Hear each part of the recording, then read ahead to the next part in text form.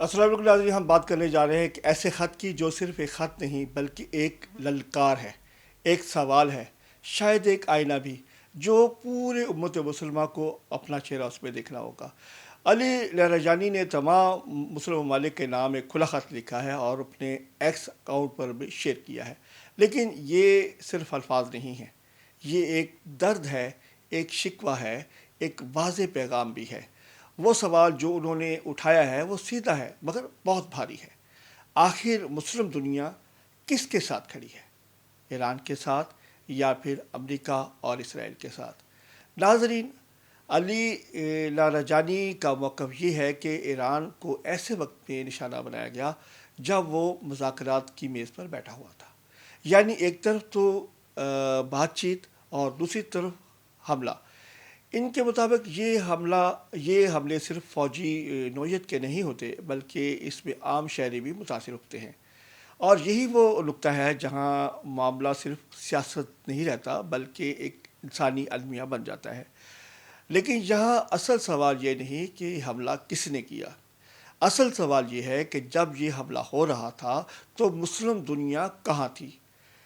علی لہرجانی کا یہ شکوہ بھی ہے کہ چند رسمی بیانات کے علاوہ کوئی اسلامی ملک کھل کر ایران کے ساتھ نہیں کھڑا ہوا، اور یہ وہ لمحہ ہے جب ان کے الفاظ جذباتی ہو جاتے ہیں اور تیز بھی ہو جاتے ہیں، کیونکہ وہ کہتے ہیں کہ ایک مسلمان دوسرے مسلمان کو مدد کے لیے پکارے اور جب کوئی اس کا جواب نہ دے تو وہ کیسا مسلمان ہے۔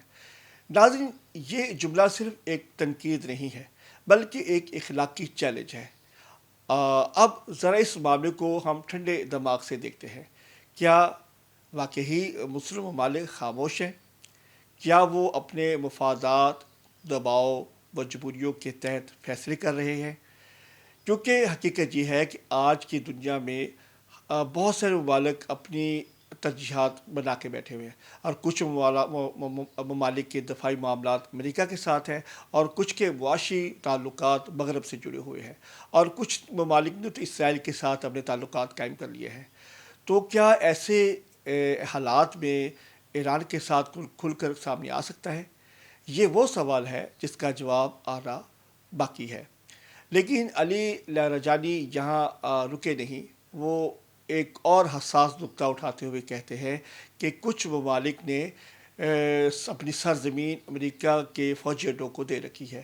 اگر انہی اڈوں سے ایران پر حملے کیے جائے تو کیا ایران خاموش بیٹھا رہے؟ یہاں بات صرف ایران کی نہیں ہے، یہ بات خود مختاری کی، عزت کی اور اختیار کی بن جاتی ہے۔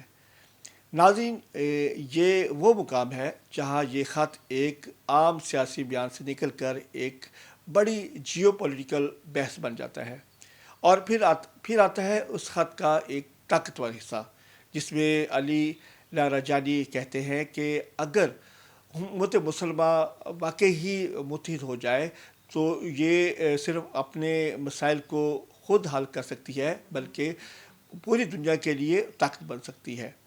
اور وہ یہ بھی کہتے ہیں کہ ایران کسی پر غلبہ نہیں چاہتا بلکہ مشترکہ مستقبل کی بات کرتا ہے۔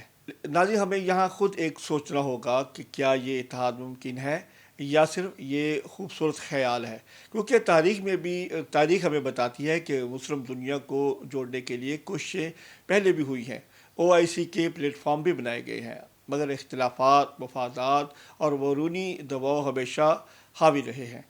تو کیا اس بار کچھ مختلف ہوگا یا پھر یہ خط بھی وقت کے شعور میں کہیں گم ہو جائے گا؟ ناظرین، علی لاریجانی کا یہ خط صرف ایران کا موقف نہیں ہے، یہ ایک سوال ہے، ایک چیلنج ہے، اور شاید ایک موقع بھی کہ مسلم دنیا فیصلہ کرے، اتحاد یا تقسیم۔ تو کیا اس بار کچھ مختلف ہوگا یا پھر یہ خط بھی وقت کے شعور میں کہیں گم ہو جائے گا؟